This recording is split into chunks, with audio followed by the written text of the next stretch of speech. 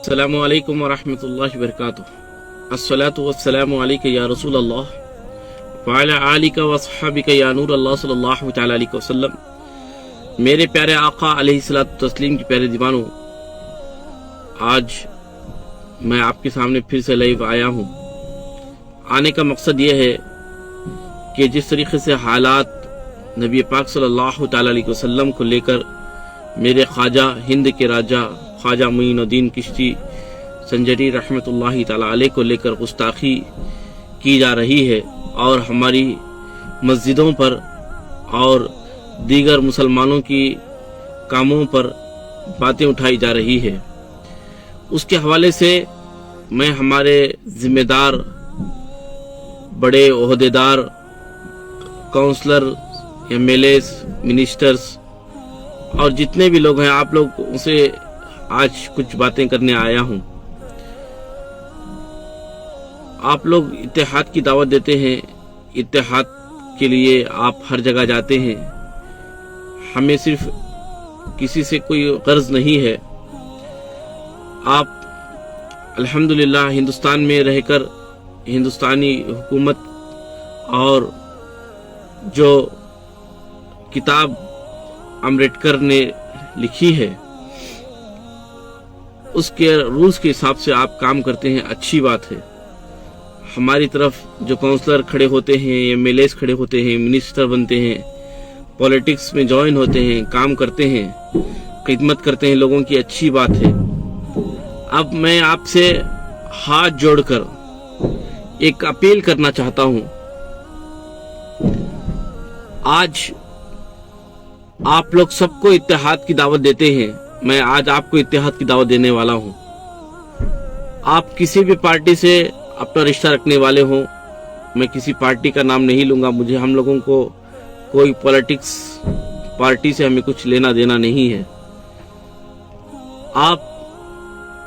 کسی بھی پارٹی سے اپنا رابطہ رکھتے ہوں، آپ اپنی اس پارٹی سے محبت کیجئے، مگر آپ کے سامنے جب اسلام کی بات آئے، اسلام اپنے مذہب کی بات آئے، تو آپ اور ہمیں سب کو چاہیے کہ ہم ایک ہو جائیں، وہ کسی بھی پارٹی میں رہنے والا کوئی بھی کیوں نہ ہو۔ اگر مسلمان ہے، اللہ رسول پر ایمان لانے والا ہے، تو ہمیں چاہیے کہ اس کا کو لے کر ہمیں چاہیے کہ ہم ایک ہو جائیں اور ہماری ایک بات رکھیں کہ اس ہندوستان میں اگر تاریخ دیکھی جائے، مسلمان کے اخلاق یہ ہوتے ہیں کہ ایک کیڑے کو، ایک چونٹی کو یا کسی چھوٹے سے کیڑے کی اگر ہم بات کریں تو ہمارے اسلام میں اسے مارنے کا بھی حکم نہیں دیا گیا ہے، مگر افسوس الٹی سیدھی کتابیں پڑھ کر اسلام کے اوپر دشمنی کرنے والے، حسد اور پولیٹکس کرنے کے لیے اپنا پارٹی کا نام چمکانے والے، حسد اور پولیٹکس کرنے کے لیے اپنا پارٹی کا نام چمکانے کے لیے کچھ لوگ اسلام کو بدنام کر رہے ہیں۔ تو آپ ان چیزوں سے اپنی پارٹی میں یہ بات رکھیں کہ کنڈیشن کے طور پر یہ قانون بنا دیا جائے کہ جو کوئی بھی مذہب پر، ہم کسی مذہب کی کو غلط نہیں کہہ سکتے، کیونکہ مذہب ہمارا اسلام تو وہ ہے کہ ایک جانور کو بھی اگر وہ کوتا بغیر پیاسا ہو تو اسے پانی پلائیں گے نہیں، تو اللہ ہم پر عذاب نازل کر چکا ہے۔ یہ بنی اسرائیل میں واقعہ بہت سارے گزر چکے ہیں، مگر افسوس یہ ہوتا ہے مجھے کہ آج وہ قوم جو ایک کتے کو پانی نہ پلائے تو اللہ اس پر عذاب نازل کر دے، آج جو قوم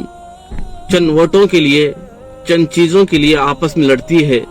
مسلمان بھائی میں جھگڑا ہوتا ہے، فساد ہوتا ہے اور ایک دوسرے کو برا بھلا بولتے ہیں، اسی کی وجہ سے آج ہم پر چاروں طرف سے حملے ہو رہے ہیں۔ خدا کے لیے میں یہ نموست جو الیکشن کی اب آنے والا جو الیکشنز ہیں، اس میں آپ اپنی پارٹی میں پورا काम करें, मगर जब मुसलमान आपके सामने आए तो मोहब्बत से सलाम करें, बात करें और अपने इस्लाम का प्रचार उसके सामने ऐसे करें कि आप अपनी पार्टी में कुछ भी हो मगर वो सामने वाला अपोजिशन आए तो उससे भी मोहब्बत करें। आपको देख आपके पॉलिटिशियनों में रह रह कर लोगों का जहन ये बन चुका है कि आज लोग मस्जिदों में भी पॉलिटिशियन कर रहे हैं, मदरसों में भी पॉलिटिक्स हो रही है। आज हर मदरसे में, मस्जिद में, अल्लाह के घर में, रसूलुल्लाह सल्लल्लाहु अलैहि वसल्लम के घर में, मदरसे में भी ये नजासत जैसी खेल खेले जा रहे हैं। और जो इंसान 5 वक्त की नमाज नहीं पढ़ता, जिसे 2 वक्त की नमाज पढ़ने की तौफीक नहीं होती, वो भी इंसान मस्जिदों में पॉलिटिशियन करने के लिए आ जाता है और आने के बाद दूसरों की भला भला बोलते हैं। अगर आप इलेक्शन में खड़ना चाहते हैं तो इलेक्शन में खड़े, किसी को बुरा भला ना कहें। आप मस्जिदों में पहले इलेक्शन होना ही नहीं चाहिए। ये ऐसा रिवाज है कि आप किसी भी मंदिर में अगर जाकर देखेंगे आप इलेक्शन होता है, तो ऐसे काम हम लोगों ने बना रखे हैं कि हमें कहने में भी शर्म आती है। मस्जिद पर इलेक्शन, अरे लोगों को बिठा दिया जाए, टोकन बना दी जाए, नाम डाल दिया जाए, ये कितना अच्छा है। इलेक्शन कराओ, इलेक्शन के लिए भागदौड़ करो। जिस मस्जिद के लिए इलेक्शन में खड़े हो रहे हैं उस मस्जिद में नमाज पढ़ने के लिए 10 लाख वक्त नहीं है, मगर इलेक्शन के लिए पूरा दिन, 1 हफ्ता, 15 दिन घूमने के लिए वक्त है, वोट मांगने के लिए वक्त है। पूरा दिन निकाल देते हैं, पूरी रात निकालते हैं और सबको समझाने में लगते हैं कि हम ये काम करेंगे, हम वो काम करेंगे, ऐसा करेंगे, वैसा करेंगे। उसी मस्जिद में इलेक्शन जीतने के बाद या इलेक्शन की रात निकालते हैं और सबको समझाने में लगते हैं कि हम ये काम करेंगे, हम वो काम करेंगे, ऐसा करेंगे, वैसा करेंगे। उसी मस्जिद में इलेक्शन जीतने के बाद या इलेक्शन हारने के बाद वो आदमी हफ्ते में 1 मरतबा नजर आता है और उसके ऊपर अफसोस ये भी है कि इलेक्शन के बाद अगर कोई पार्टी जीत जाती है, कोई लोग जीत जाते हैं, तो काफिरों का तरीका जो इस्लाम में हराम करार दिया गया, आतिशबाजी होती है और नाच गाना होता है, तुफ है इसे मुसलमानों पर। जो मेरे हवाले से जो बोले, मुझे किसी की केयर नहीं है। मैं अल्लाह और उसके रसूल का मानने वाला हूं। उसके साथ साथ जो दीन की, शरीयत की धज्जियां इस दौर में उड़ाएगा, उसे मैं कोई कुछ भी कहे मगर मैं उसे बख्शने वाला नहीं हूं। आप ओहदेदार हो सकते हो, आप गांव के लिए बड़े लीडर हो सकते हो, आप कुछ भी हो सकते हो, मगर शरीयत की धज्जियां किसी माई का लाल ने उड़ाया तो उसकी खैर नहीं है। इसलिए शरीयत के दायरे में रहकर काम करें। आज हमें लड़ने की जरूरत नहीं है, आज हुस्न अखलाक पेश करने की जरूरत है। वो दीन जो नबी ने मेरे खून से सींचा हो, भूखे पेट पत्थर बांधकर पेट पर जिस दीन को फैलाया हो, आज उस दीन को नाम निहात मुसलमान बदनाम कर रहे हैं। इसलिए मुसलमानों को गालियां दी जा रही है, मुसलमानों को बर्बादी के दायने पर लाकर खड़ा कर दिया गया है। आज नजासत जैसी पॉलिटिशियन मस्जिदों में, मदरसों में, और जिस ट्रस्टी को इस्तेंजा का तरीका नहीं आता, वो इमामों को गालियां देते हुए नजर आता है, मौजनों को गाली देता हुए नजर आता है। मौजन का मकाम तो इतना बुलंद है और मस्जिद का मकाम इतना बुलंद है कि जिसकी घर में बरकत नहीं है, जिसकी कमाई में बरकत नहीं है, अगर वो मस्जिद का कचरा लेकर जाकर अपने घर में रख ले तो अल्लाह उसके घर में बरकत अता फरमाएगा। मगर अफसोस है, दीन सीखने के लिए किसी को टाइम नहीं है, नमाज पढ़ने के लिए किसी के पास टाइम नहीं है, शरीयत पर अमल करने के लिए किसी पर पास टाइम नहीं है, पॉलिटिशियन में रहने के लिए, इलेक्शन के लिए, घूमने के लिए और दीगर काम करने के लिए लोगों के पास वक्त है। दाढ़ी छोड़ने के लिए वक्त नहीं है, सुन्नत पर अमल करने में शर्म आती है। वो मेरा बाप क्यों ना हो, अगर बगैर तौफीक के, बगैर शरीयत के खिलाफ कोई करेगा तो खुदा की कसम, मैं ताजुशरिया, उर्स ताजुशरिया पर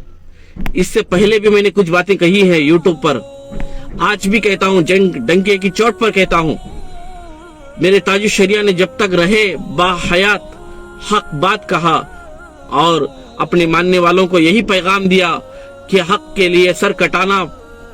پسند ہے مگر ہمیں سر جھکانا پسند نہیں ہے۔